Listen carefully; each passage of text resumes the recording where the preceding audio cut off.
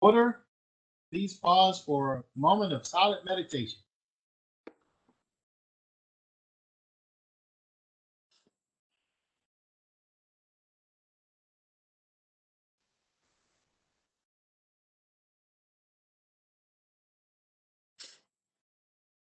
Thank you very much.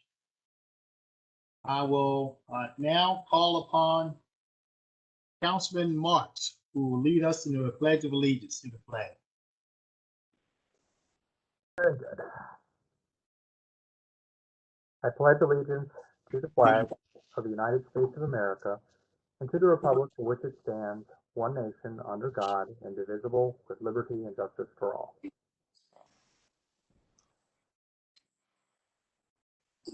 Thank you, Councilman Marks. Thank you. Is there a motion to approve the journal for the meeting of June 7th? I'll move it. Second. Second. The movement is seconded. All in favor? Aye. Aye. Aye. Aye. Ayes have it. The journal is approved. Enrollment of bills. Bills 48-21, 49-21, 50-21, 51-21, and 53-21 were passed by the council, signed by the executive, and are hereby enrolled. Mr. Secretary, will you now read all bills for introduction? Yes, Mr. Chairman. Bill 6321, Current Expense Budget, Consolidated Appropriations Act, Expanding Access to Vaccines. Bill 64-21, Current Expense Budget, State Relief Act Grant, Online Sales and Telework, FY 2022. Bill 6521, Current Expense Budget, Baltimore Community Foundation. Bill 66-21, Current Expense Budget, Trade Point Atlantic Grant, PIDP. Bill 67-21, Baltimore County COVID-19 Small Business Relief Grants Program. Bill 68-21, Current Expense Budget, Emergency Housing Program. Bill 70-21, sponsored by Councilman Quirk, Restrictions on Parking Commercial Vehicles in Commercial Revitalization Districts. Bill 71-21, sponsored by Mr. Crandall, Zoning Regulations, Renewable Natural Gas Fueling Facility. Bill 72-21, sponsored by Council Members Marks and Patoka, County Charter, Department of Public Works and Transportation Director Qualifications. Bill 73-21, Mr. Patoka, Zoning Regulations, Uses Permitted in the Business Local Zone. Bill 74-21, sponsored by Mr. Patoka, Zoning Regulations, Building Length Requirements in DR Zones.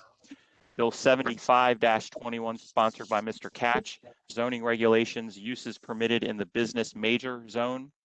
Bill 76-21, sponsored by Chairman Jones, Zoning Regulations, Cemeteries and Burial Grounds. Bill 77-21, also sponsored by Chairman Jones, Development, Limited Exemptions, Minor Subdivisions. And finally, Bill 78-21, Current Expense Budget, Baltimore County COVID-19 Emergency Response Fund. Thank you, Mr. Secretary. The council will now consider all bills for final reading and vote. Mr. Secretary, first bill, please. First, Mr. Chairman, is Bill 52-21. This bill is sponsored by Councilman Crandall. Permits, approvals, and inspections, gathering permits. Mr. Crandall, Councilman Crandall. Thank you, Chairman Jones. This is a bill that the administration and my colleagues on the council are certainly familiar with it. We passed a bill on gathering permits sometime last year or in the early part of this year, I forget, to help police and PIA and public safety plan for large events like some of these carnivals that have gotten out of control in some of our districts, one in particular in mine. And through the process of that bill, we created some amendments to protect some longstanding events. This bill and the amendment to this bill simply says that an organization that has an indoor facility would only need 14 days to get an approval for a gathering permit, as opposed to the 60 days that is spelled out in the legislation that we passed, the original piece of legislation. So it would, so this means that the VFW halls, the American Legions, the Moose Lodges, and even the professional halls, as long as they're operating at 100% or under capacity, they would not be required to wait 60 days for a gathering permit under this legislation. Now, there is some concern that the administration has expressed, and I need to thank various members of the administration. I know I'll miss someone, but Meg Ferguson was involved with from the police department and legal department, Chuck Connor, Mia, Joel. There were numerous people involved, and we really tried to work the best thing out. And the concerns that they raised, I think, are valid. However, I think that they are answered in the bill.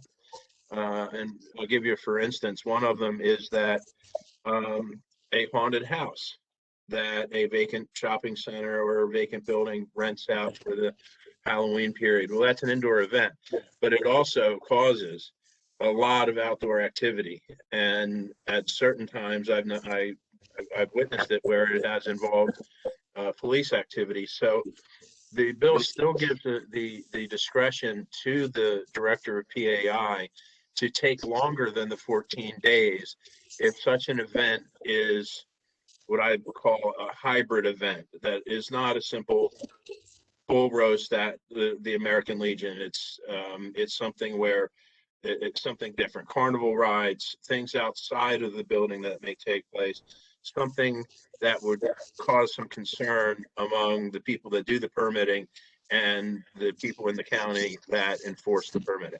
So that's the basis of the bill, and I would hope for my colleagues' support on it. And I'm happy to take questions. Thank you, Ms. Crandall. Any questions or comments from the members? Mr. Yes, Chairman, Councilwoman Bevin. I would just like to thank Councilman Crandall. I think it was a good idea to do this. You know, something else, Todd, I thought of the other day is sometimes a lot of our establishments on the east side, people pass away and they have celebrations of life and wakes, and they only plan those in like 1 to 3 days, and they're usually big celebrations with a caterer and anywhere from 25 to people. Yeah. So that's a perfect example of not being able to wait for a permit. And they usually look to veteran halls or these smaller catering halls, and where they can Right. not have an arm and a leg to get into. So I was thinking about that the other day. I mean, sometimes that just comes up and the family's in a rush and it's got to get planned. And so that's a perfect example. Yeah, I appreciate that, and I agree. I mean, in my experience, when there have been large funeral gatherings, the police are somehow, I don't know if it's one of next of kin. Sometimes I've done it when I've made the call when I know that there's going to be a large funeral, that the police are aware of it for the traffic implications, and then of course the possibility of a wake. But Councilwoman Brothers brings up a good point. I mean, some of these halls, I said this before, they're not booked 2 months in advance. They might be booked a week or two in advance, and they're doing nothing differently than they've done for years and years. So thanks for bringing that up, Kathy. I appreciate it. Yeah. Are there any other questions or comments?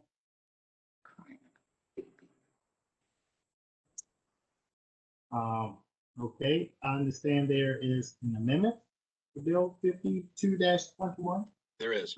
There is an amendment. I want to make sure I characterize the amendment properly. And Mr. Crandall and I didn't have a chance to discuss this right before the meeting. There is an amendment that alters the effective date, because as you may all recall, the bill was extended once. So the effective date that is currently in the bill, I believe is in June, June the 21st. and obviously that date is no longer valid. So the amendment would change that date to, I believe, July 8th. Let me make sure. July 19th. And I think, Mr. Crandall, you also specified indoor events. And so the bill currently does not state indoor only gathering events, but it's my understanding that you wish to have the amendment state that as well. Or not. I just wasn't sure. And you're muted. Mr. Crandall. You're Councilman, you're muted. I would. Am I unmuted? Yes, we're good. Yeah, okay, yeah. So I'd prefer, Tom, to let's the bill move forward as it is written.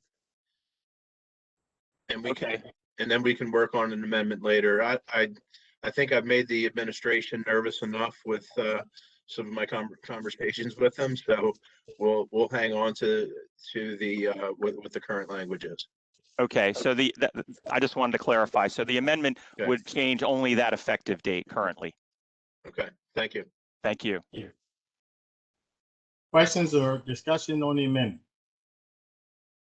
For that, Yeah, motion. Mr. Chairman, Yes. that was going to be my question to Mr. Crandall. If we do see some issues with this, Mr. Crandall, you'd be amenable to coming back and maybe correcting this if we need to. I am amenable to it. I mean, my whole reason for digging so deep into this piece of legislation was to do what we could legislatively to protect the good actors that we have around the county that conduct these events and that cause very little to no problems throughout the neighborhoods in which they occur. So I was just looking for protection for those entities, but this also, we've gone through so many iterations of this conversation because it's not as cut and dry as it may appear. There are different types of events springing up that PAI has never had to consider before, and there are. You hate to miss something in a piece of legislation, so I'm certainly amenable to coming back and amending it if necessary. Yeah, I guess the haunted houses will be here before you know it, right? Well, and here's my feeling on the haunted houses. I think the haunted houses, even though that most of them are indoor events, although we have one that in my district that is an outdoor event. We have one that I'm personally knowledgeable of because it takes place in the building where I sit right now. I would think that would be one of those ones where the director of PAI could use his or her discretion to say, wait a second, we need more time to make sure we have the resources to cover this event. So that's why the provision is in the bill, so that if something pops up that we weren't aware of or weren't prepared for, that PAI and law enforcement and the fire department can prepare themselves appropriately. Okay, thank you. Any additional questions, comments on the amendment? Is there a motion to approve the amendment to Bill 52-21? Yeah, I'll move it. Is there a second? I'll second. It's been moved and seconded. Mr. Secretary, please call a roll on the amendment to Bill 52-21. Mr. Crandall, Aye. Mr. Jones, Aye. Mr. Quirk, Aye. Mr. Patoka, Aye. Mr. Catch, Mr. Catch. Mr. Secretary, I do not believe Councilman Catch is. Okay, we will skip Mr. Catch. Mr. Marks, Aye. Mrs. Bevins. Mrs. Bevins. Aye. Thank you. Okay, the ayes have it. Is there a motion? So let's see, that's the only motion, that's the only amendment we have. Is there a motion to approve the amended bill 52-21? I guess I'll move that too. Second. It's been moved and seconded. Mr. Secretary, please call the roll on bill 52-21 as amended. Mr. Crandall, Aye. Mrs. Bevins, Aye. Mr. Jones, Aye. Mr. Marks, Aye. Mr. Quirk, No. Mr. Patoka, Aye. Mr. Catch. I don't believe Mr. Catch is on. The ayes have it. The ayes have it. Bill 52-21 as amended is passed.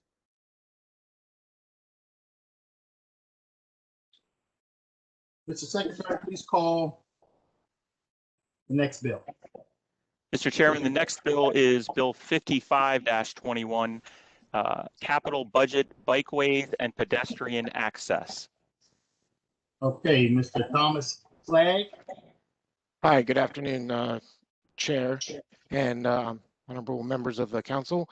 The administration is requesting a supplemental appropriation of state funds totaling $480,331 to the Bikeways and Pedestrian Access Bulk Capital Project. The proposed supplemental appropriation will be used for the construction of an at-grade crossing of Bloomberry's Avenue for the Short Line Trail in Catonsville. The project will provide a critical link between the eastern and western sections of the Short Line Trail, which will offer residents an off-road means to access key destinations and become part of the growing network of trails and on-road bicycle facilities in Catonsville. The county is responsible for the design and construction of the crossing and will assume all maintenance of the operating costs upon completion, which are estimated a total $1,500 annual. And the term of the grant agreement is from the date of execution to December 31st of 2023. Total estimated cost of construction is $600,413. Thank you very much, Mr. Flagg. Are there any questions or comments from the members? Yes, Councilman Quirk. Just super brief, as I said in the work session, appreciate all the work that's being done over here. It's a great project and it's wonderful to see it come to fruition. So much thanks for everybody who worked on this, including Catonsville Rails to Trails, a lot of good people, Sheldon Smith and Marion Sweeney Smith, and a wonderful group. So it's just nice to see this get off the ground and moving forward. So thank you. No more questions or comments, Mr. Secretary. Please call a roll on bill 55-21. Mr. Jones, Aye. Mr. Marks, Aye. Mrs. Bevins, Aye. Mr. Crandall, Aye. Mr. Quirk, Aye. Mr. Patoka, Aye. and I don't believe Mr. Catch is on at this point. Okay, the ayes have it. Bill 55-21 is passed. Mr. Secretary, next bill, please. Yes, sir. Mr. Chairman, the next bill is Bill 56-21, Current Expense Budget Aging and Disability Resource Center. Ms. Laura Rowley. Good evening, Mr. Chairman, members of the County Council. The administration is requesting a supplemental appropriation for federal funds totaling $100,000 to the Aging and Disability Resource Center Gifts and Grants Fund Program.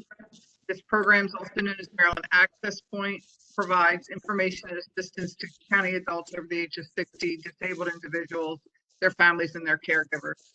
The funds will be used to provide counseling resources, outreach services and materials, staff training, and new screening process.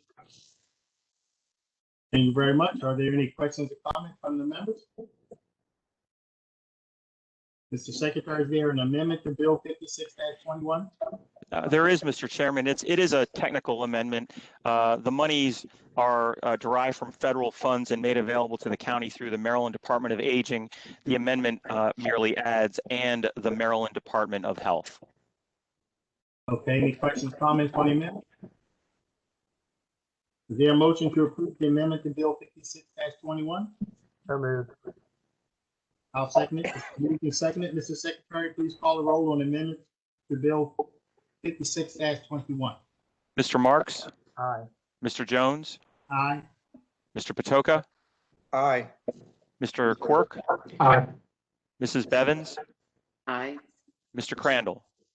Aye. The ayes have it. The amendment to Bill 56-21 has passed. Are there any questions or comments from the members? Is there a motion to approve Bill 56-21 as amended? So moved. Second. Been moved and seconded. Mr. Secretary, please call the roll on Bill 56-21 as amended. Mr. Marks, Aye. Mr. Quirk, Aye. Mr. Jones, Aye. Mrs. Bevins, Aye. Mr. Patoka, Aye. Mr. Crandall. Aye. The ayes have it. Bill 56-21 as amended is passed. Mr. Secretary, next bill, please. Next is Bill 58-21. This bill is sponsored by Council members Marks, Bevins, and Jones. Planned unit developments. Mr. Marks? Thank you, Mr. Chairman. First, I'd like to thank you and Councilwoman Bevins for your support and sponsorship.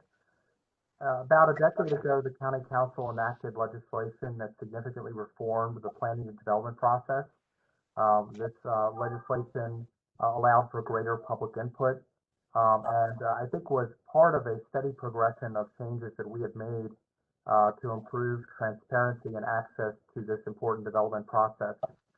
When we enacted the legislation about 10 years ago, we did not take care of a corresponding reference in the zoning regulations.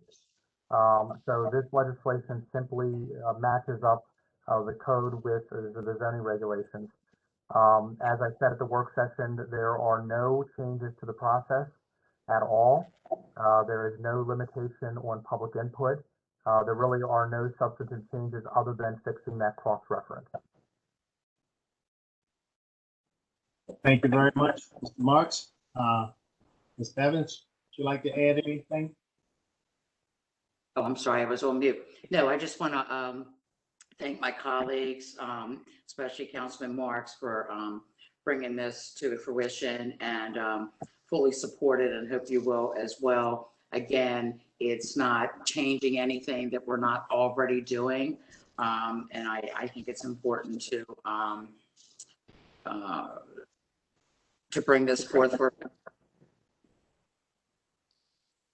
Thank you very much, Councilwoman Bevins. I agree wholeheartedly myself. Let's see, is there an amendment to Bill 58-21? There is an amendment, Mr. Chairman. It's mostly technical, but there is one part of the amendment that does take out a sentence subject to the provisions of Section 32(4) 242D that was on page 2 of the bill, line 18, that did alter some substantive aspects of the hearing officer's ultimate approval or disapproval of a PUD plan, and that is being taken out of the bill. And then there are two very minor technical amendments that merely add the correct subsection, or it really specifies subsection D, paragraph 2, and the other one specifies also subsection D, which is the correct subsection. So that's the amendment. Any questions? Yes. Councilwoman Bevins? Are they both technical or are they someone's amendments? I'm sorry. All three are on one amendment. One of the amendments, as I indicated, is a little more substantive, and then the other two are very minor technical. Mr. Boswick, who's authored these amendments? Mr. Marks, I'm sorry, I forgot to mention that. Mr. Marks is offering the amendments. And these were discussed at the work session. And Actually, it was one of the reasons why the people that testified, if you recall, indicated that that their concerns had been addressed in the amendments. Okay. So I guess I'll make the motion to adopt the amendment. Okay. The motion has been made to adopt the amendments. Is there a second? A second. It's been moved and seconded. Mr. Secretary, please call the roll on the amendments to Bill 58-21. Mr. Marks, Aye. Mr. Quirk, Aye. Mr. Jones, Aye. Mrs. Bevins, Aye. Mr. Crandall, Aye. Mr. Catch, Aye. Mr. Patoka. Aye. Okay, the amendment passes. Is there any questions or comments about the bill before we vote on it? Mr. Secretary, no. We have a motion to approve Bill 58-21 as amended. I'll motion. I'll second it. It's been moved and seconded. Mr. Secretary, please call the roll on the Bill 58-21 as amended. Mr. Marks, Aye. Mr. Jones, Aye. Mr. Crandall, Aye. Mrs. Bevins, Aye. Mr. Catch, Aye. Mr. Patoka, Aye. Mr. Quirk. Aye. The ayes have it. Bill 58-21 as amended is passed. Mr. Secretary, next bill, please. Next, Mr. Chairman, is Bill 59-21. This bill is sponsored by Councilman Marks, Design Review Areas.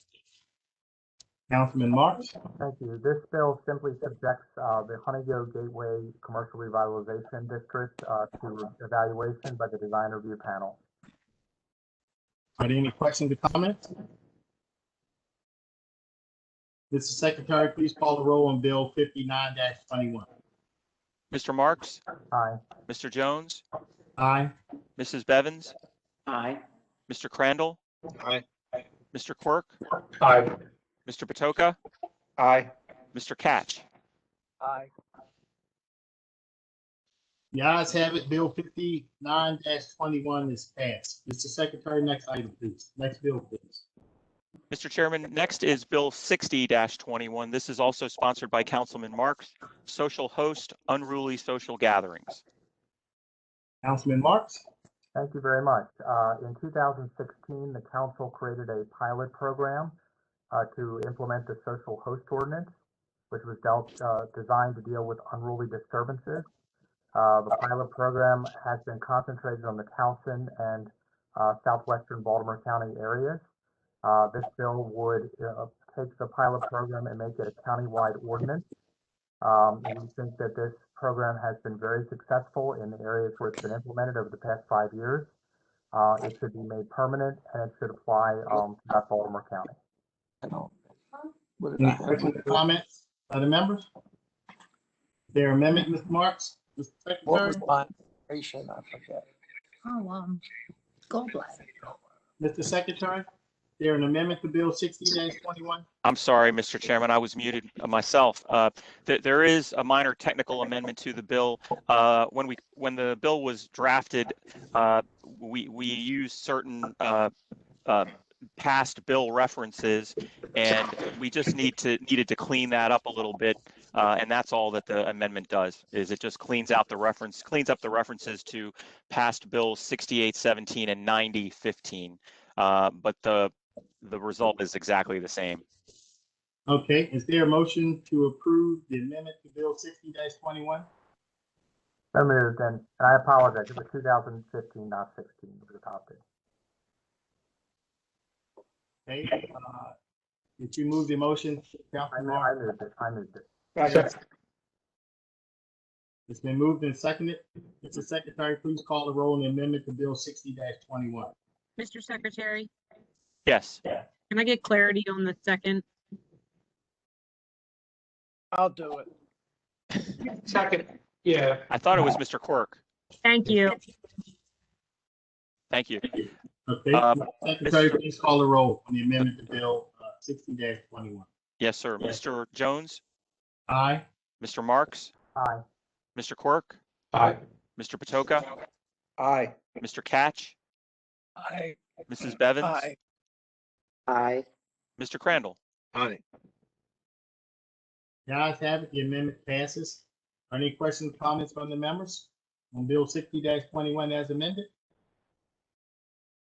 Their motion to approve Bill 60-21 as amended. I'll motion. There's a second? Second. It's been moved in second. Mr. Secretary, please call the roll on Bill 60-21 as amended. Mr. Marks, Aye. Mr. Quirk, Aye. Mr. Jones, Aye. Mr. Crandall, Aye. Mr. Catch, Aye. Mr. Patoka, Aye. Mrs. Bevins. Aye. Ayes have it, Bill 60-21 as amended is passed. Mr. Secretary, next bill, please. Next, Mr. Chairman, is Bill 61-21, sponsored by Councilman Marks, zoning regulations, dormitory and purpose-built student housing. Councilman Marks. Thank you very much. This legislation would enact in part some of the recommendations that were advanced by a task force that looked at dormitories and the zoning regulations.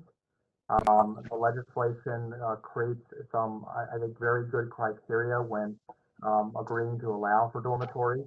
The amendments that Mr. Bosworth will describe to you, I think, address some of the concerns we heard at the work session and that have been expressed to me. It takes out any consideration, for example, of religious institutions, Shepherd Pratt, places like that. It really focuses on student housing, which was the main thrust of the task force. And also it removes some of the density allocations that were in the bill. And it really zeroes in on those criteria that were advanced by the task force. Thank you. Councilman Marks, are any questions or comments? Their motion to approve the First Amendment to Bill 61-21. Well, I think the amendment, should I read the amendments or discuss No, them? go ahead. I'm getting ahead of myself. I'm sorry. I thought he described the amendment pretty well. Why don't you go ahead and read them? Okay. The first set of amendments sponsored by Councilman Marks, as he indicated, it alters the definition for the term dormitory. It would change the definition or make it so that it reads building used for the housing of students, both undergraduate and graduate, or resident counselors or advisors located on an institutional campus of a specific institution. The amendments would also indicate that where located in certain areas and districts that require ground level retail or office space, unless it can be demonstrated that such use would not be viable. The amendment states that if good faith attempts to lease the space have been unsuccessful, the space may be converted to housing after 1 year. There's also an amendment that requires the buildings have a transit stop for transportation to area institutions and storage for other modes. It specifies the amendment that this be public or educational institution provided transit stops. There's also an amendment that takes out the provision that would have allowed the development to exceed the applicable bulk and density regulations by 150%. So the amendment would take out that provision. And then the main remaining amendments to Mr. Marks's set of amendments would pertain to the applicability of the dormitory and purpose-built student housing section. It would state that a building that had been constructed in accordance with a section in the I believe the ML zone 253.1 and 441.2 of the zoning regulations would not be considered a dormitory or purpose-built student housing, as those terms are defined in the regulations. And I think the amendment addresses one of the issues related to Towson University and Shepherd Pratt dormitory.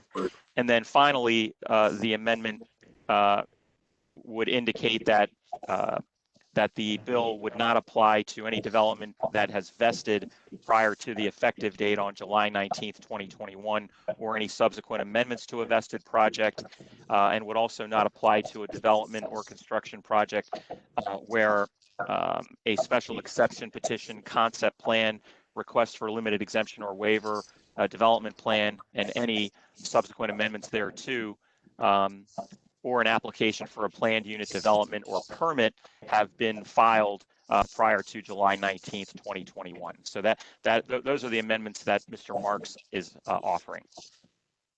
Okay, Mr. Secretary, I didn't get you. Can you say that again? Those are, That was a joke, Mr. Secretary. Believe me, that was a joke. Are there any questions or comments on the amendments? On the first amendment? Is there a motion to approve the first amendment to Bill 61-21? I'll move it. Is there a second? Second. It's been moved and seconded. Mr. Secretary, please call the roll on the first amendment to Bill 61-21. yes, sir. Mr. Jones, Aye. Mr. Marks, Aye. Mrs. Bevins, Aye. Mr. Quirk, Aye. Mr. Patoka, Aye. Mr. Catch, Aye. Mr. Crandall. Aye. And then the other amendment, Mr. Chairman, is proposed by Councilman Catch. And this amendment would, in the location requirements of the bill, would would state that purpose-built student housing shall not be permitted in the Hunt Valley Timonium Master Plan area. Okay, so the amendments to Bill 61-21 in the first group is passed. I'm sorry. That's okay. Councilman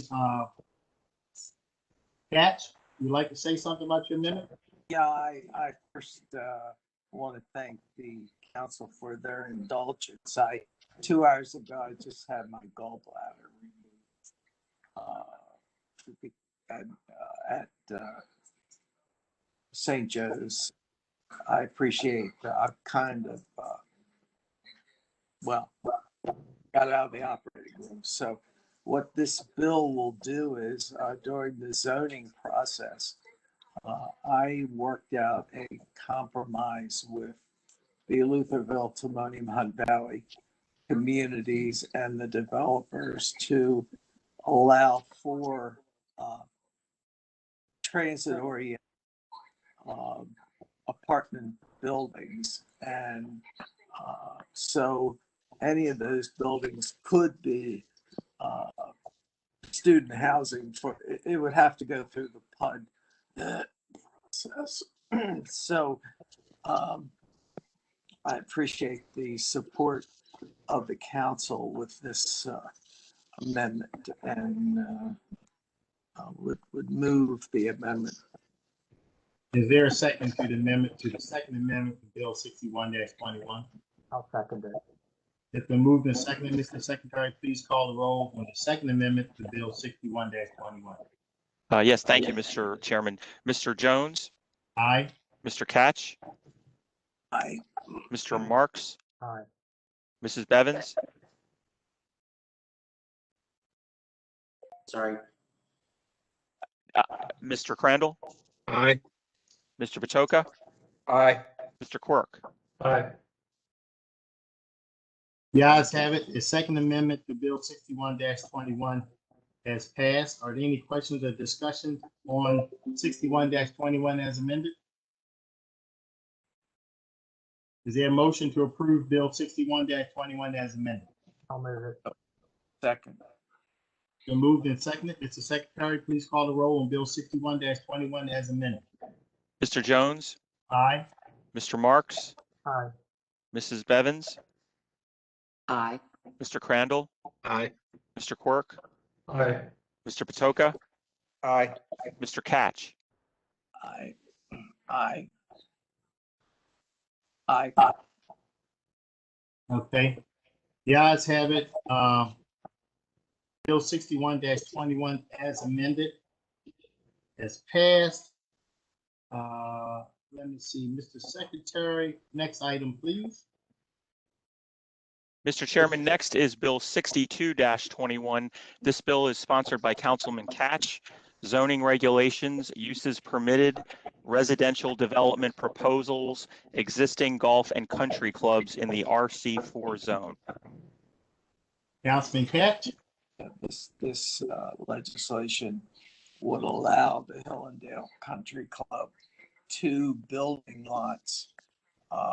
They are having financial issues and asked me if I would work with them to create a couple of building lots.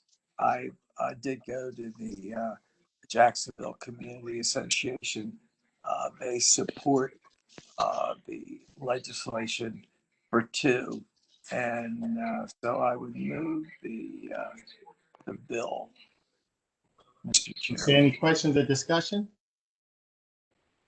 Having none, the bill has been moved. Is there a second? I'll second it. Mr. Secretary, please call the roll on Bill 62-21. Mr. Jones? Aye. Mr. Catch? Aye. Mr. Quirk? Aye. Mr. Crandall? Aye. Mr. Patoka? Aye. Mrs. Bevins? Aye. Mr. Marks? Aye. The ayes have it. Bill 62-21 is passed. Councilman Catch, we certainly appreciate your dedication and commitment and appreciate you being here. However, I think that this is the last thing you're the lead on, so it's perfectly okay. It's perfectly okay if you were to sign off now and trust us to go it alone at this point.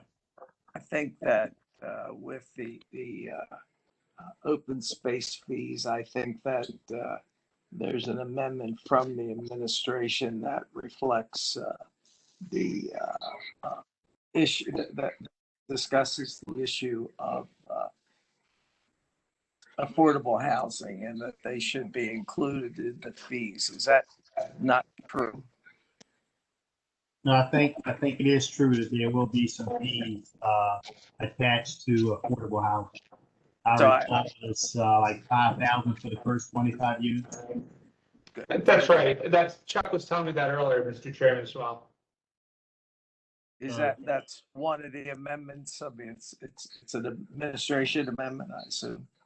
Yeah, I mean, it's up to you, Councilman Catch. You can just lay low and you want to pop in, that's fine. Well, they just had tubes down my throat and it kind of hurts. So I'm going to take you up on your offer, and I'm sure that knowing the comments from bill hearing, I'm not, I'm sure that the council will act to provide the open space for affordable housing.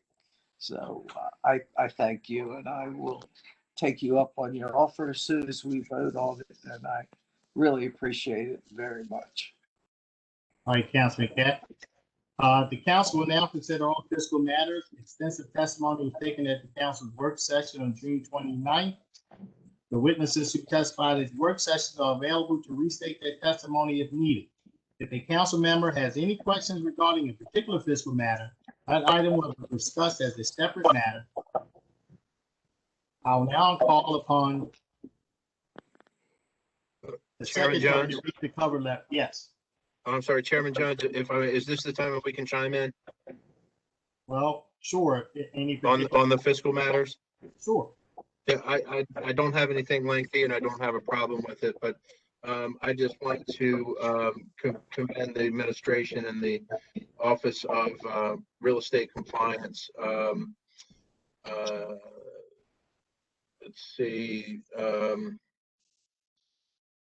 We have a contract that we'll be voting on in which Baltimore County is using program open space money to purchase a little under an acre of historic property where a very important War of 1812 monument exists, and where the marked graves that we're aware of exist on this parcel as well. And Ms. Grassi, I think, did a good job of of explaining that. And I just wanted to be clear and on the record that the county is not selling property to a developer to put storage units on. The county is buying this property to protect a piece of history with program open space money, so it would be protected in perpetuity. And there are some other issues that we talked about in the work session with regard to some unmarked and possibly unmarked and undocumented graves on the site. But as Ms. Grassi stated, that's a separate issue beyond protecting this almost an acre of historic property. So I'm appreciative of it. Just wanted to allay my community and my constituents that the county's not selling off property for development. We're actually buying it to protect it. Thank you. Thank you, Councilman Crandall. Any further discussion? Okay, is there a motion to approve fiscal matters 1 through 3 and 5 through 12? Mr. Chairman, do you want me, I'm sorry to interrupt, do you want me to read those fiscal matters? Sure, you can go ahead. Thank you. Fiscal matter 1 is an amendment to contract with Aramark Correctional Services for food services at the detention center. Fiscal matter 2 is a contract with Industrial Organizational Solutions Incorporated for independent third-party testing services at the fire department. Fiscal matter 3 is an amendment to a contract with PNC Bank National Association Corporate Purchasing Card Services through Budget and Finance. Fiscal matter 4 was withdrawn prior to this evening's meeting. Fiscal matter 5 is a contract with Dillon's Bus Service Incorporated for the circulator, Towson. Fiscal matter 6 is a contract with Mobile Dredging and Video Pipe Incorporated for on-call sanitary sewer, stormwater inspection and cleaning. Fiscal matter 7 is 3 contracts for review of landscaping lighting plans, Baltimore County Landscape Manual. Fiscal matter 8 is 3 contracts for assisted living care services. Fiscal matter 9 is a contract of sale with Prime Storage North Point Boulevard, Baltimore Residential LLC. And fiscal matter 10 is a contract with EJ Herring and Son Incorporated for HVAC maintenance repair. Fiscal matter 11 is a contract with Industrial Organizational Solutions Incorporated for consulting services and new selection device. And fiscal matter 12, the final one, is an amendment to a contract, class action administration, doing business as JND Legal Administration for claims administration services. 11 and 12 are related. Thank you. Thank you, Mr. Secretary. Any questions or comments from the members? Okay. Is there a motion? Second. Okay, on bills, matters 1 through 3 and 5 through 12. It's been moved and seconded. Mr. Secretary, please call the roll on fiscal matters 1 through 3 and 5 through 12. Mr. Jones? Aye. Mr. Marks? Aye. Mr. Quirk? Aye. Mr. Crandall? Aye. Mrs. Bevins? Aye. Mr. Patoka? Aye. Guys have it, fiscal matters 1 through 3 and 5 through 12 are approved. We'll now consider all miscellaneous business. Mr. Secretary, first item, please. Mr. Chairman, whenever a contract over $25,000 is awarded by a process other than formal competitive bid, it is required that a copy of the contract be given to the county council and the nature and parties to the contract be announced by the secretary at the next legislative session following award. There are 11 such contracts this evening.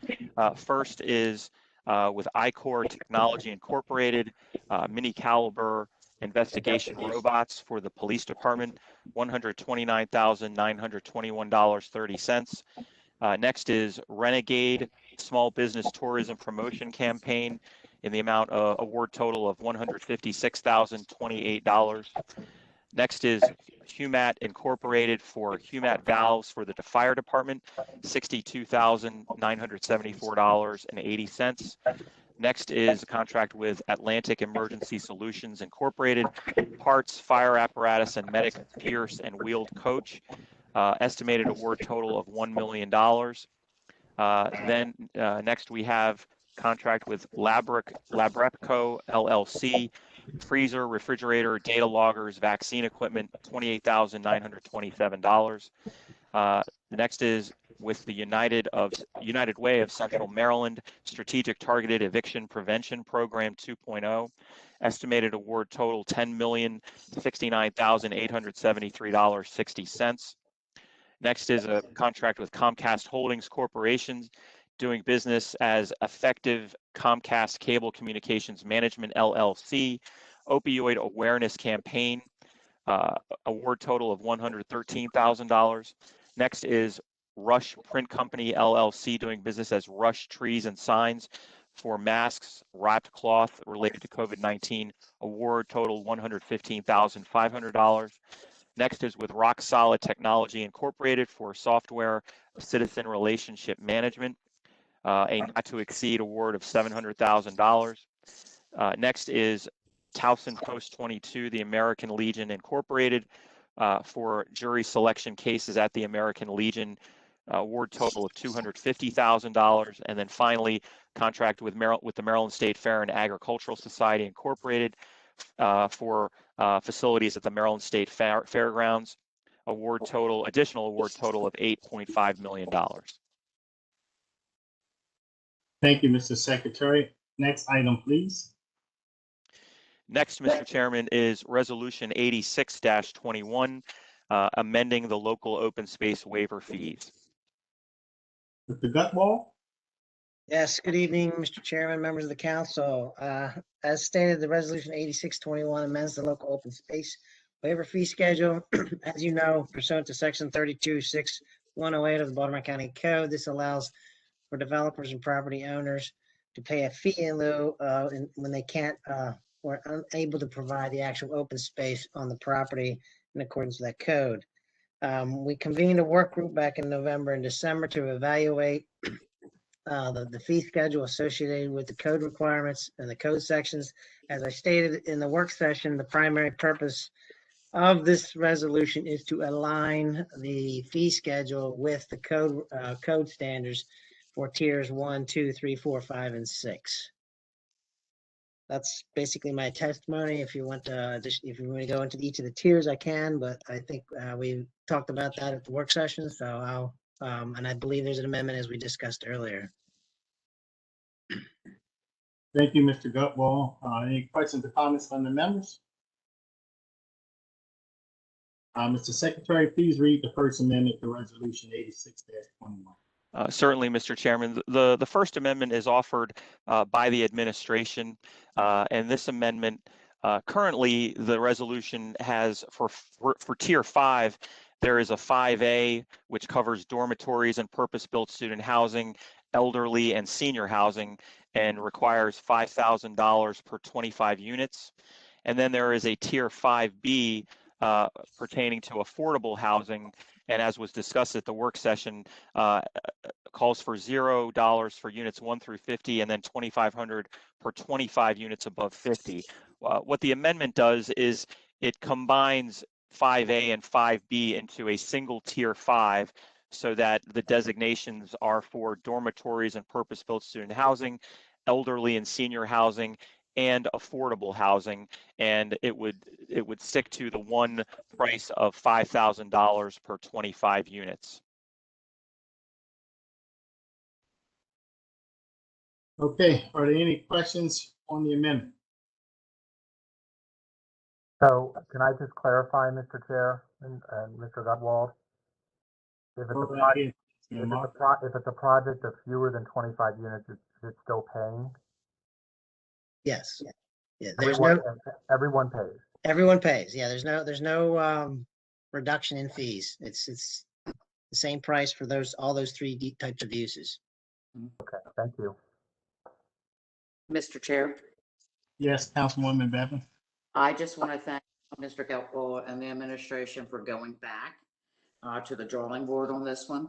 I know it was an uncomfortable place to be last week, Mr. Gutwall, and maybe it came out of nowhere, I'm not sure.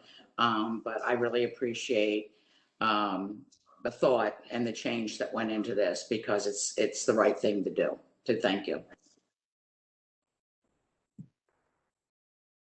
Okay. Any more questions or comments about the amendment? Mr. Secretary, no, is there a motion to approve the amendment to resolution 86-21? So moved. Been moved. Is there a second? Second. Been moved and seconded. Mr. Secretary, please call the roll on the first amendment to resolution 86-21. Mr. Jones, Aye. Mr. Marks, Aye. Mr. Quirk, Aye. Mrs. Bevins, Aye. Mr. Crandall, Aye. Mr. Patoka. Aye. Okay, the ayes have it. The amendment passes. Mr. Secretary, please read the second amendment to resolution 86-21. Certainly, the second amendment is proposed by council members Quirk and Jones. And this would affect the Tier 3 designation. Tier 3 currently covers commercial, CT, RAE, TOD, transit-oriented development, inside the urban-rural demarcation line, or the URDL. What this amendment would do is it would merely insert the CCC district as well into Tier 3. Mr. Chair, Yes, Councilman Mark, I'd like my name to be added to that amendment, if that's okay. absolutely. Yes, sir. Councilman Quirk, Yeah, thank you, Mr. Chairman, and thanks for your author, co-sponsor on the amendment, and Councilman Marks. And I just think it's good public policy. I do want to thank Mr. Bostwick for his help specifically on this issue today. And Mr.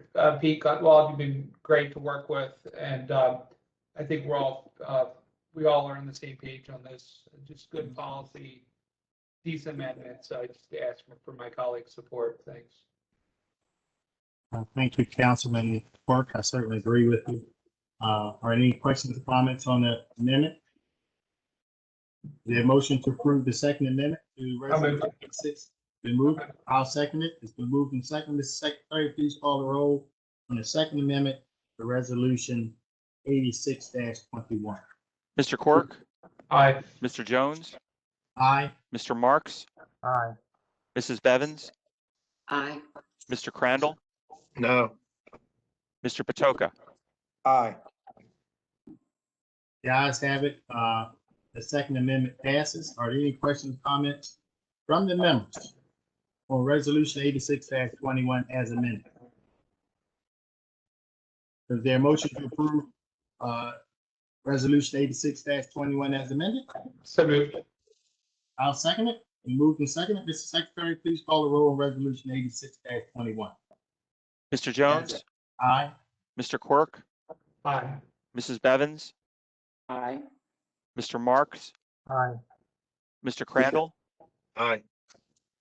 Mr. Patoka. Aye. Ayes have it. Resolution 86-21 as amended has passed. Mr. Secretary, next bill, please. Next, Mr. Chairman, is Resolution 87-21, Economic Development Review Bond, McDonough School Incorporated. Okay, Mr. Leonard Howie. Good evening, Mr. Chairman, members of the council.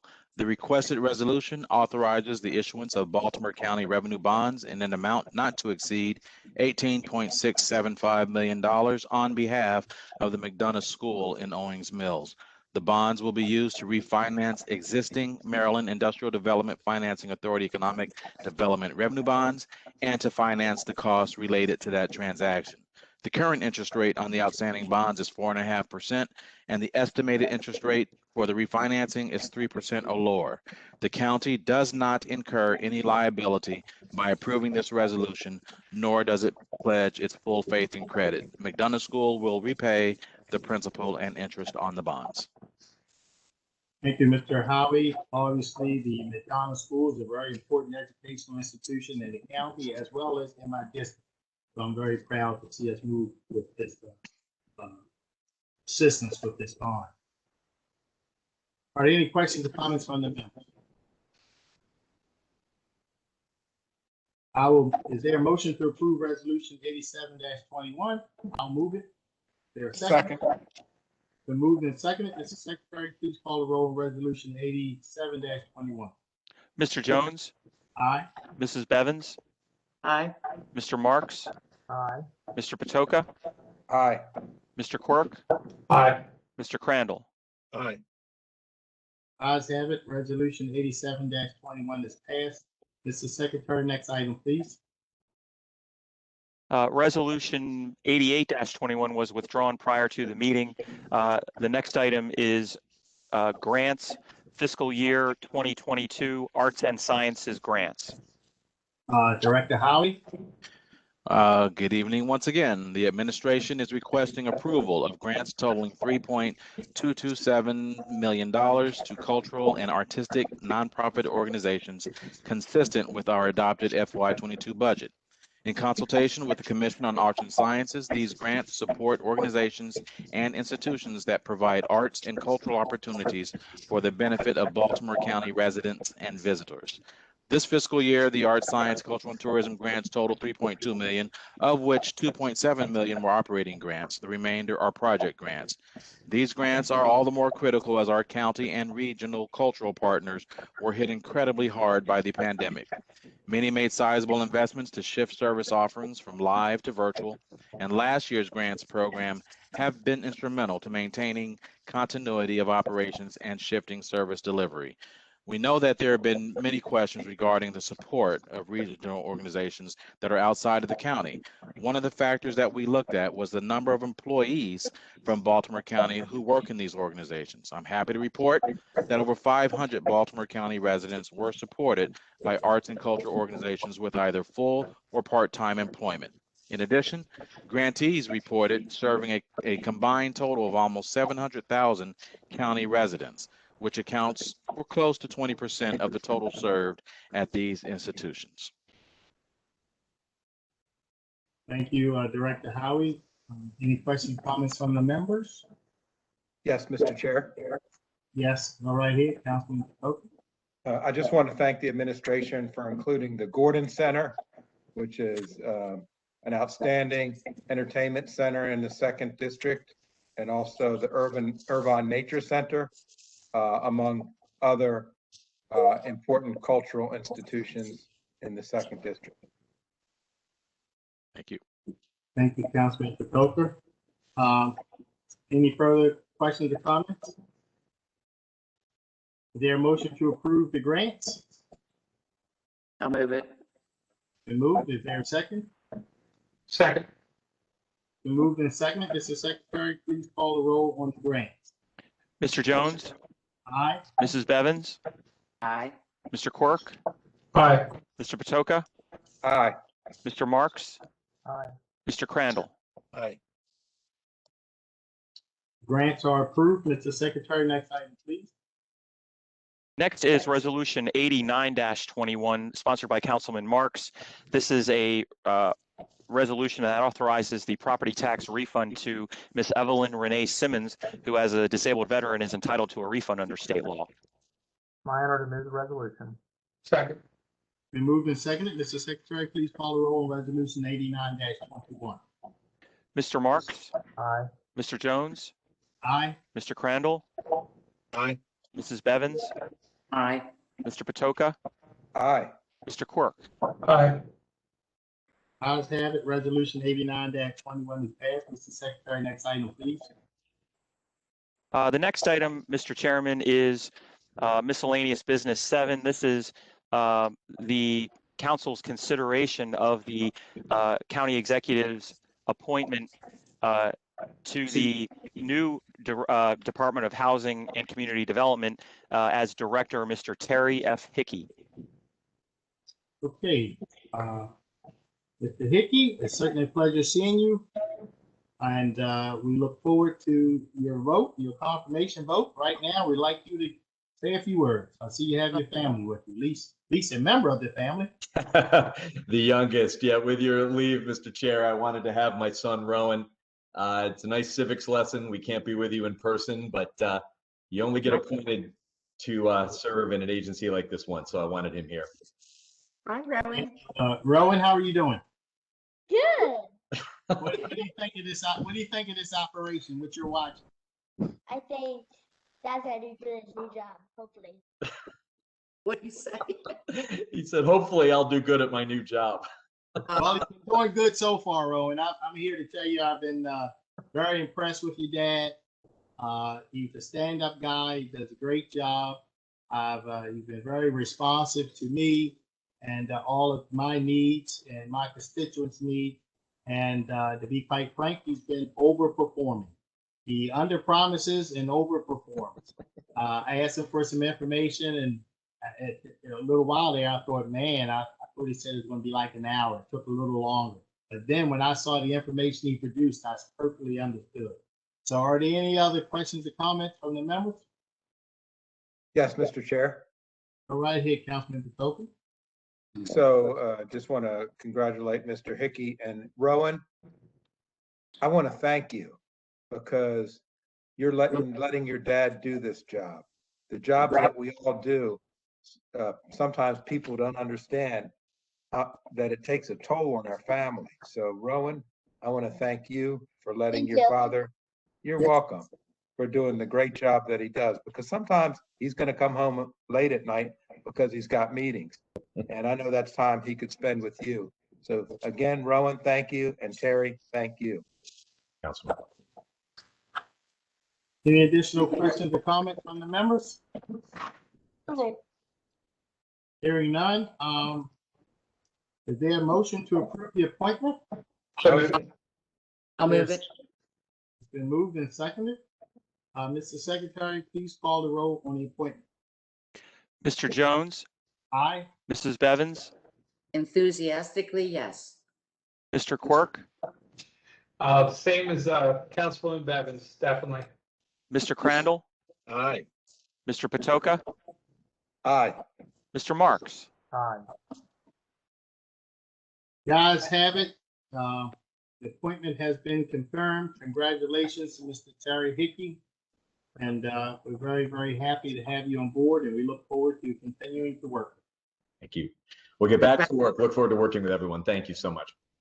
Thank you for joining us, Rowan. Thank you. That's sweet. Okay, Mr. Secretary, next item, please.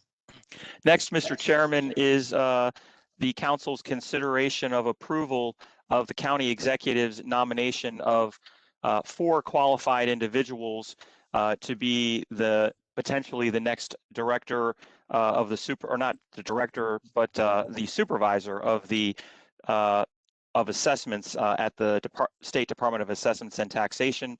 The 4 qualified individuals are forwarded to the director of SDAT, who then makes the decision as to which one of those 4 to select. And the 4 candidates that have been deemed by the administration to be qualified are Kathleen A. Phillips, Braxton McNeil, Alan Dennis Rudo, and Mr. Michael P. Thompson. Thank you, Mr. Secretary. Before we make the motion, are any of those individuals here? No. We said we did not need them, correct? I believe so, Mr. Chairman. Okay, is there a motion to approve the qualified individuals? I'll move it. I'll second it. It's been moved and seconded. Mr. Secretary, please call the roll on the qualified individuals and mentioned by you. Mr. Jones, Aye. Mrs. Bevins, Aye. Mr. Crandall, Aye. Mr. Marks, Aye. Mr. Patoka, Aye. Mr. Quirk. Aye. The ayes have it. The list of qualified individuals are approved. Mr. Secretary, next item, please.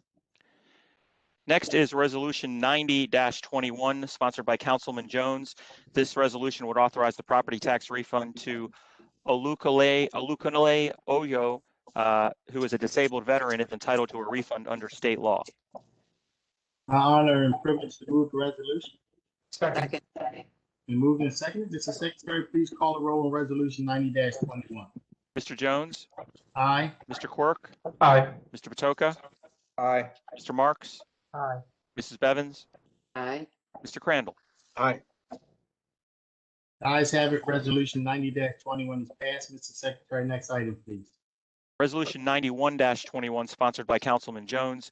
This is a resolution authorizing the property tax refund to George Akins, who as a disabled veteran is entitled to a refund under state law. Honor and privilege to move the resolution. There's a second. Moved and second. Mr. Secretary, please call the roll on resolution 91-21. Mr. Jones, Aye. Mr. Quirk, Aye. Mr. Patoka, Aye. Mr. Marks, Aye. Mrs. Bevins, Aye. Mr. Crandall. Aye. Ayes have it, resolution 91-21 is passed. Mr. Secretary, next item, please. Resolution 92-21 is sponsored by Councilman Patoka. This is a resolution to authorize the property tax refund to Clint Larkins, who as a disabled veteran is entitled to a refund under state law. My honor to move this motion forward. I'll second it. Been moved and seconded. Mr. Secretary, please call the roll on resolution 92-21. Mr. Jones, Aye. Mr. Patoka, Aye. Mrs. Bevins, Aye. Mr. Quirk, Aye. Mr. Marks, Aye. Mr. Crandall. Aye. Ayes have it, resolution 92-21 is passed. Mr. Secretary, next item, please.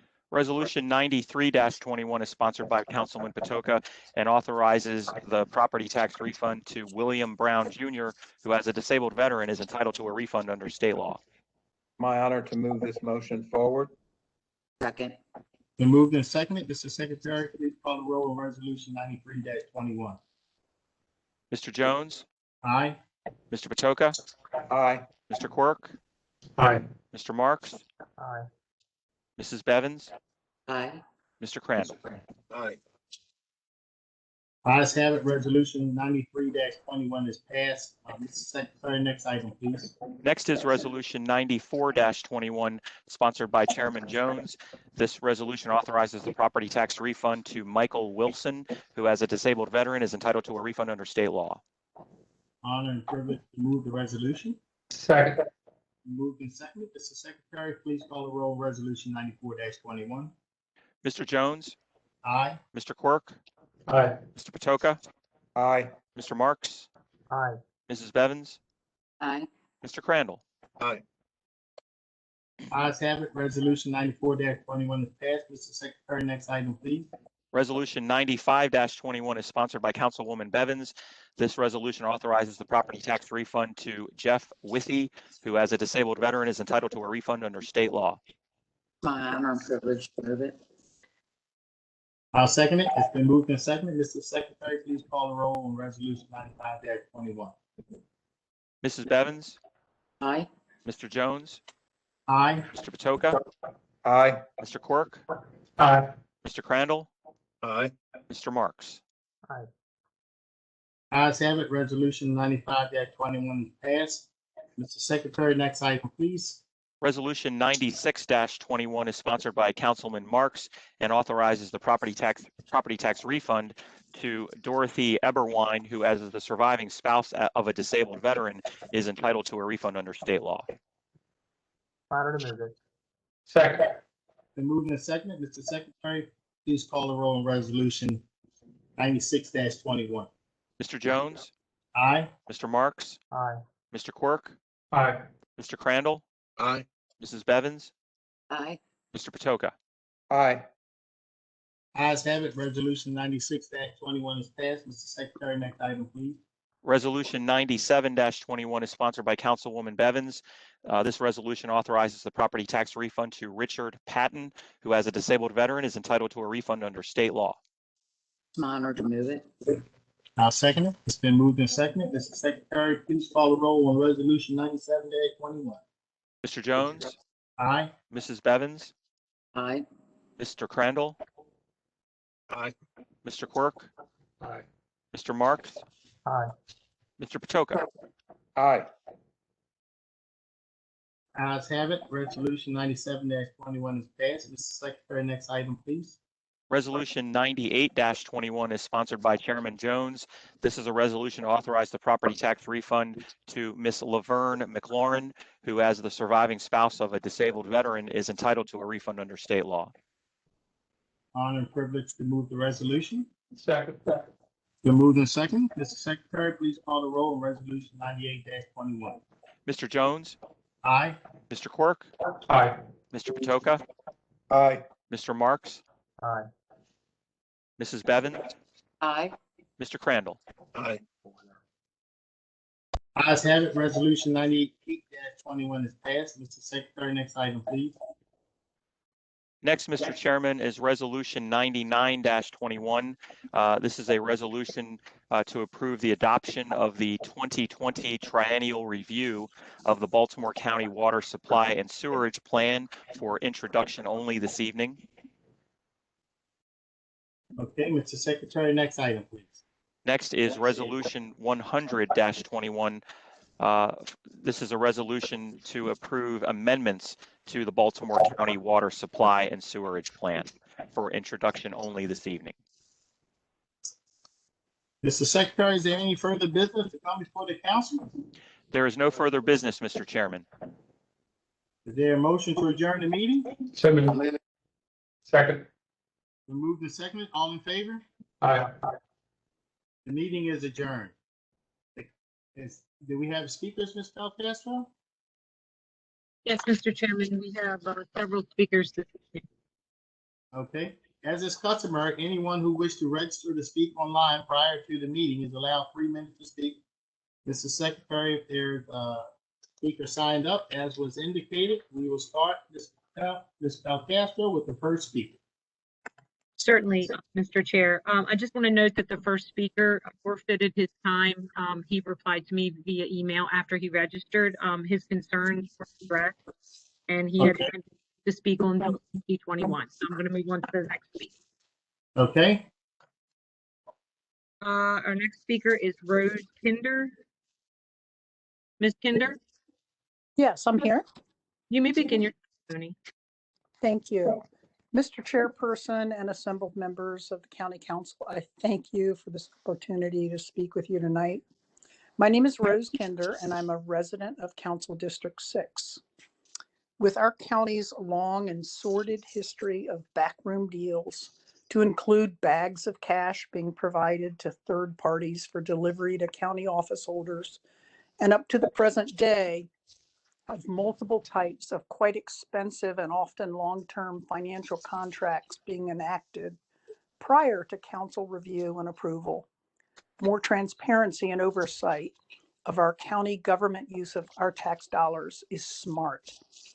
The creation of an Inspector General office within Baltimore County government is, in my view, a good governance strategy.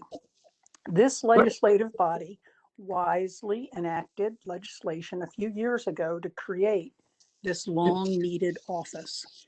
I was quite dismayed recently to watch a few members of this legislative body demean and attempt to demolish the reputation of our current County Inspector General during her recent appearance at a budget hearing. As an observer and a resident, I was embarrassed by the behavior of certain members of this body who seemed to take personally the discoveries made in a recent Inspector General report. And then one or more of these council members seemed to threaten to defund the IG office. It's my hope that any future appearances before council by the Inspector General are opportunities for gaining information and insight into the IG operations, rather than opportunities to throw shade or score political points for one's political allies. I have applauded the county executive's efforts to uncover waste, fraud, and abuse in our county's use of taxpayer funds. After all, he and this legislative body created, approved, and implemented a significant personal income tax increase shortly after he took office. And we all deserve transparent, accountable, efficient, and effective local government. Although I originally signed up to speak tonight to oppose the county executive's bill to provide alleged oversight of the county inspector general office, I saw the notice that it would not be introduced today, thankfully. Regardless, I want to commend Councilman Izzy Patoka, who was the first council member to openly oppose the proposed bill as it was drafted. Thank you, Councilman Patoka. And again, thank you, all members of the council, for this opportunity to speak. And I will follow up by providing my comments in written form by email to council members. Thank you. Thank you. Next speaker, Ms. Belcastro. Our next speaker is Kimberly Shorter. Bear with me, Mr. Chair. I searched these people out during the meeting just to make sure that they were logged on, and some of them were not, so I'm just double checking. It seems that Ms. Kimberly Shorter is not on the WebEx, so I'm going to move on to the next speaker. Our next speaker is Cheryl Gottlieb.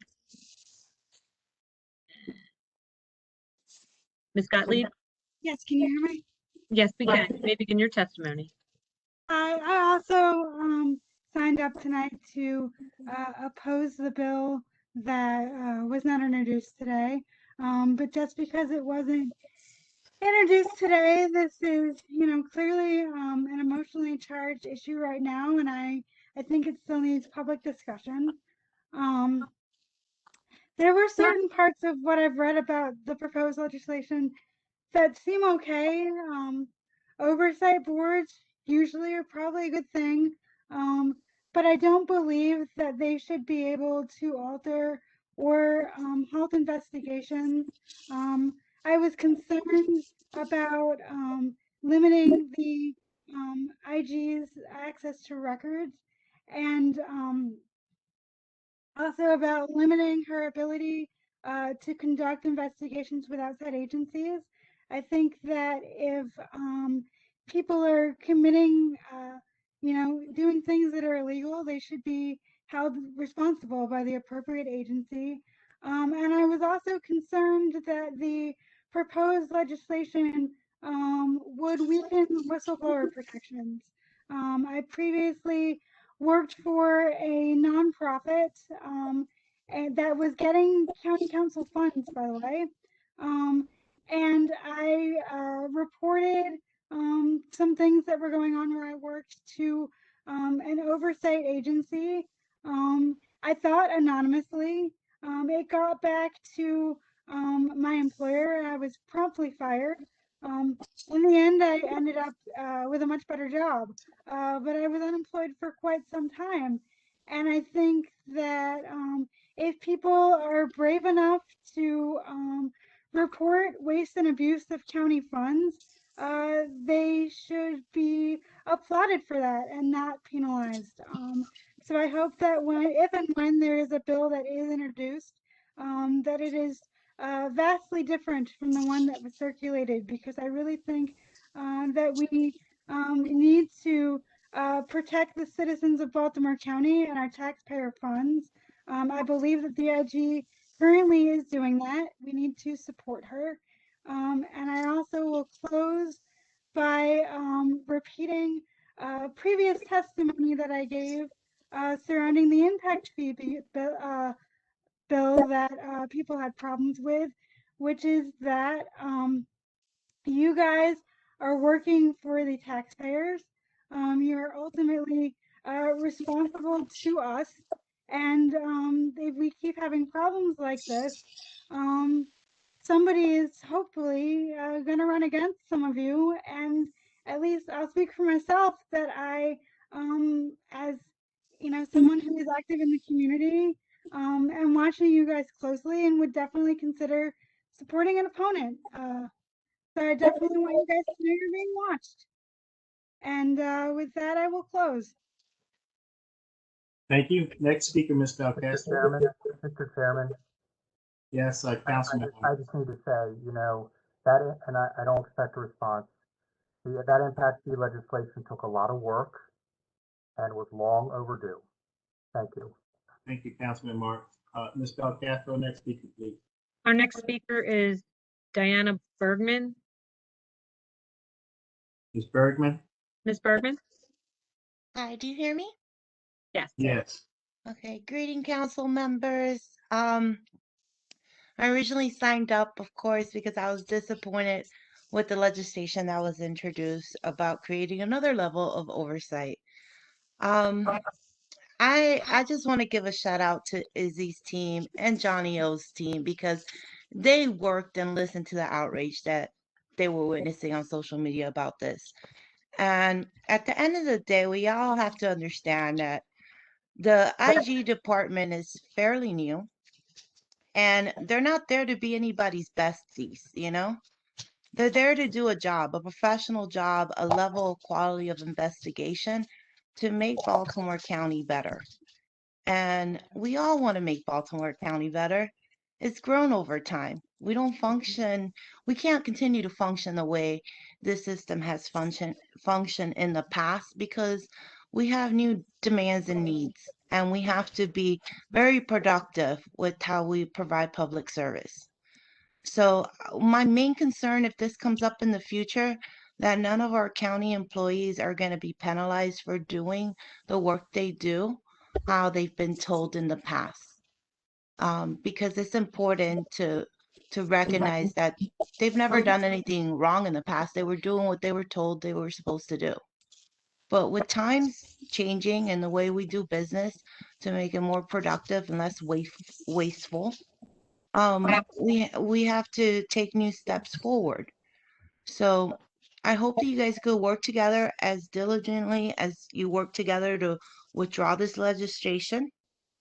And I am positive and encourage you all to please always listen to the people you represent. Always listen to them because they want what's best for this county that we all love. So thank you very much for your time. Thank you, Ms. Bergman. Next speaker, Mr. Castro. I'm sorry, I was muted. Our next speaker is Darren Badillo. Unfortunately, Mr. Badillo is not on the WebEx, so I'm going to move on to the next speaker. Our next speaker is Timothy Rupel. Probably not saying that. Mr. Rupel? Yes, it's Timothy Rupault. Hi. Thanks for letting us chime in a little bit. My name is Tim Rupault, and I'm a board member of the Delaney Valley Improvement Association. And I am speaking 2 reasons to oppose the bill to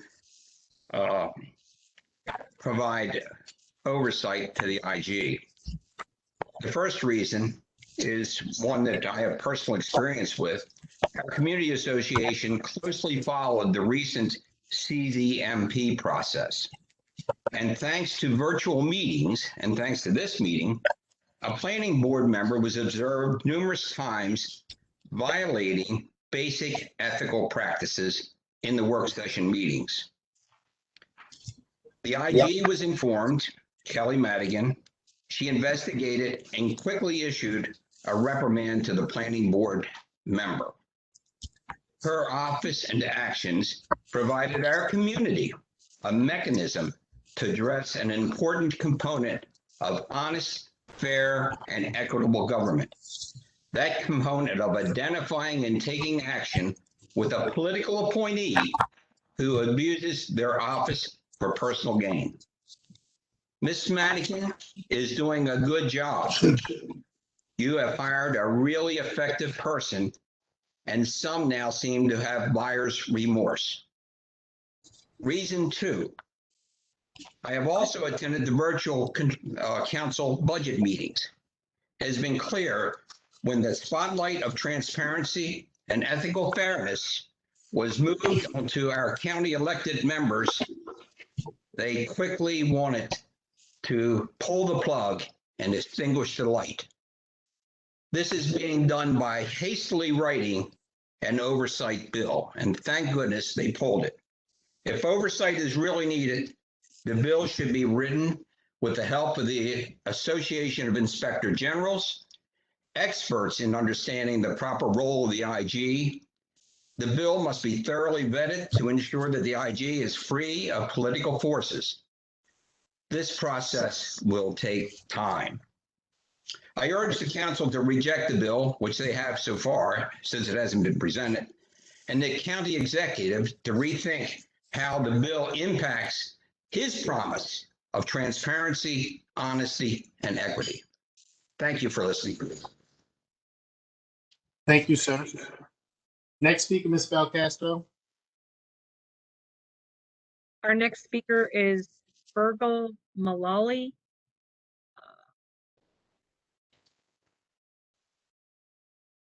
Are you there?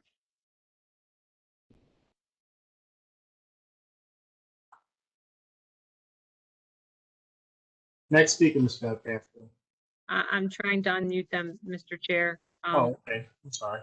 That's okay. Are you there? Virgil Malali? Still muted, it looks like, Chris. I know There- I'm unmuting them and I think they're trying to unmute themselves, which is muting them. Right. Are you there?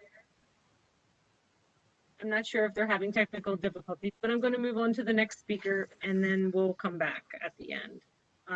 Actually, our last speaker is Sharonda Hoffman, and he is not on the WebEx. So we'll try this person one more time. Are you there? Are you there? I'm sorry, Mr. Chair, I can't get a response. Okay, are there any other speakers, Ms. Belcastro? No, those are the last two speakers, and as I said, Ms. Huffman is not on the WebEx, and the other speaker can't get a response from when I'm unmuting their person. Do you want to try it one more time? Absolutely. I'm. Are you there? Virgil Malali? They're saying that they're here in the chat. Well, perhaps they could make a comment and you can relay it. Okay. They can read, write their chat, and you can read it. Well, they can obviously hear us. We're trying to unmute your microphone, but for some reason we cannot hear you when you're speaking. Did you want to just type your comments in the chat and I can read them aloud?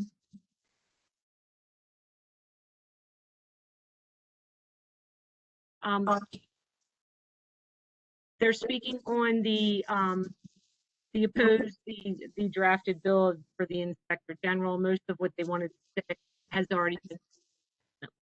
So. Okay, thank you very much. I appreciate all the callers calling in, and appreciate you making your voices heard, and it was good to hear from you. Are there any additional comments or questions from the members? Okay, we will adjourn, and everybody have a safe and safe rest of the week. And we just got through our Independence Day. Happy birthday, America. And the red, white, and blue on. And we will see you all soon. So stay cool, stay safe, and God bless all. Good evening. Thank you, Mr. Chairman. Sure. Thank you, Mr. Chair.